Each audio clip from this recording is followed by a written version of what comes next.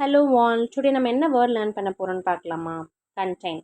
Contain அப்படிங்கிறது verb. இதுக்கு multiple meanings இருக்குது. ஒன் பை ஒன் இப்போ நம்ம பார்க்கலாம். ஃபர்ஸ்ட் மீனிங் என்னென்னு பார்த்தீங்கன்னா, ஃபிசிக்கலாக ஒரு விஷயத்தை ஹோல்ட் பண்ணியிருக்கு அப்படின்னா அது கண்டெயின்னு சொல்லுவாங்க.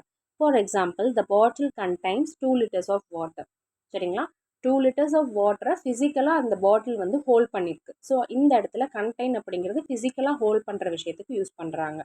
செகண்ட் மீனிங் என்னென்னு பார்த்தீங்கன்னா, ஒரு காம்பனண்ட், ஒரு பார்ட், பகுதின்னு சொல்லுவோம் இல்லையா, உள்ளடக்கின ஒரு விஷயத்தையுமே வந்து கண்டெயின்னு சொல்லுவாங்க. For example, the report contain sensitive information அப்படின்னா அந்த ரிப்போர்ட் வந்து சென்சிட்டிவ் இன்ஃபர்மேஷனை உள்ளடக்கி இருக்கிறது, அது ஒரு பகுதியாக இருக்கிறது அப்படிங்கிற மீனிங்கில் வருது.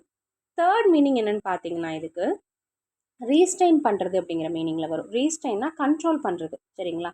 ஃபீலிங்ஸாக இருக்கலாம், நம்மளுடைய ஒரு ஆக்ஷனாக இருக்கலாம், இல்லை த்ரெட், பயம், அந்த மாதிரியான விஷயத்தையுமே வந்து கண்ட்ரோல் பண்ணுறதுக்கு யூஸ் பண்ணுறது தான் வந்து கண்டெயின். சரிங்களா? மேத்தமெட்டிக்கல் டேர்ம்லேயுமே இந்த வேர்டுக்கு ஒரு மீனிங் இருக்குது. என்னென்னு பார்த்தீங்கன்னா, இப்போ ஒரு நம்பர் வந்து இன்னொரு நம்பரால் ஈவனாக டிவிசிபிள் ஆகுது அப்படின்னா, எந்த ஒரு ரிமைண்டருமே இல்லாமல் அப்படின்னா அதையுமே கண்டெயின்னு சொல்கிறாங்க. சரிங்களா? ஃபார் எக்ஸாம்பிள், 10 அப்படிங்கிற நம்பர் வந்து பார்த்தீங்கன்னா 5 and 2வால் ஈவனாக டிவிசிபிள் ஆகும், ரிமைண்டர் இல்லாமல். ஸோ இந்த 5 and 2 தான் வந்து 10 contains 5 and 2ன்னு சொல்கிறாங்க. சரிங்களா? ஸோ இந்த கண்டெயின்ஸ் அப்படிங்கிறது வந்து பார்த்தீங்கன்னா, எந்த நம்பர் டிவைட் பண்ணுதோ ரிமைண்டர் இல்லாமல் அதை வந்து கண்டெயின்ஸ்னு சொல்கிறாங்க. சரிங்களா? ஸோ இந்த மாதிரி ஓவராலாக உங்களுக்கு மல்டிபிள் மீனிங்ஸ் கொடுக்குற வேர்ட். ஸோ இதுக்கு க்ளூ இப்போ நம்ம ஃபிக்ஸ் பண்ணிடலாம். கண்டெயின் அப்படிங்கிற வேர்டை நீங்கள் நோட்டீஸ் பண்ணிங்கன்னா, கண்டெய்னர் லாரியோடு நீங்கள் மேட்ச் பண்ணிக்கோங்க. ஒரு கண்டெய்னர் லாரி இருக்குன்னா அதில் நிறையா விஷயங்கள் ஃபிசிக்கலாக ஹோல்ட் பண்ணி வச்சுருப்பாங்க. அதே மாதிரி அது காம்பனண்ட், ஒரு பகுதியாக தான் இருக்கும் இல்லையா ஒரு கண்டெய்னர் லாரிங்கிறது. அதே மாதிரி அதை கண்ட்ரோல் பண்ணுறதுக்குமே வந்து பிரேக் சிஸ்டம்லாம் இருக்குன்னு சொல்லி க்ளூ ஃபிக்ஸ் பண்ணிக்கோங்க. ஓகேங்களா? ஸோ ஃபிசிக்கலாக ஹோல்ட் பண்ணுற விஷயத்த காம்பனண்ட்டாக பகுதியாக இருக்கிற விஷயமாகட்டும், இல்லை கண்ட்ரோல் பண்ணுற விஷயமாகட்டும், இப்படி ஒரு ஸ்டோரி மாதிரி நீங்கள் வந்து கம்பைன் பண்ணிக்கோங்க. ஓகேவா? ஃபிசிக்கலாக ஹோல்ட் பண்ணியிருக்கும் கண்டெய்னர் லாரியில், அது பார்ட்டாக பகுதிகளாக இருக்கும், அதை கண்ட்ரோல் பண்ணுறதுக்குமே பிரேக் சிஸ்டம் இருக்குன்னு சொல்லி க்ளூ ஃபிக்ஸ் பண்ணிக்கோங்க. கண்டெய்னர் லாரியோட மேட்ச் பண்ணிக்கோங்க. நெக்ஸ்ட் நம்ம ரீகேப் செஷனில் என்ன பார்க்க போகிறோம் அப்படின்னா, ஹீட்.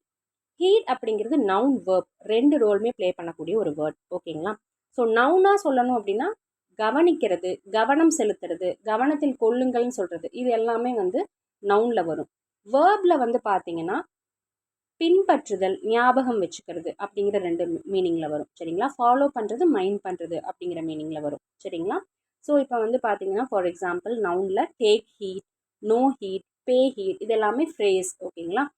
ஸோ இந்த ஃப்ரேஸை தான் வந்து நவுனில் யூஸ் பண்ணுவாங்க. ஓகேங்களா? For example, pay no heed to the rumours அப்படின்னா ரூமர்ஸ்க்கு நம்ம கவனம் செலுத்த தேவையில்லை அப்படிங்கிற மீனிங்கில் வரும். சரிங்களா? ஸோ வந்து வேர்பாக சொல்லணும் அப்படின்னா, he fail to heat my advice அப்படின்னா என்னுடைய அட்வைஸை அவன் ஃபாலோ பண்ணுறதுக்கு அவன் வந்து ஃபாலோ பண்ணலை அப்படிங்கிற மீனிங்கில் வருது. என்னோட அட்வைஸை அவன் ஃபாலோ பண்ணலை அப்படிங்கிற மீனிங்கில் வருது.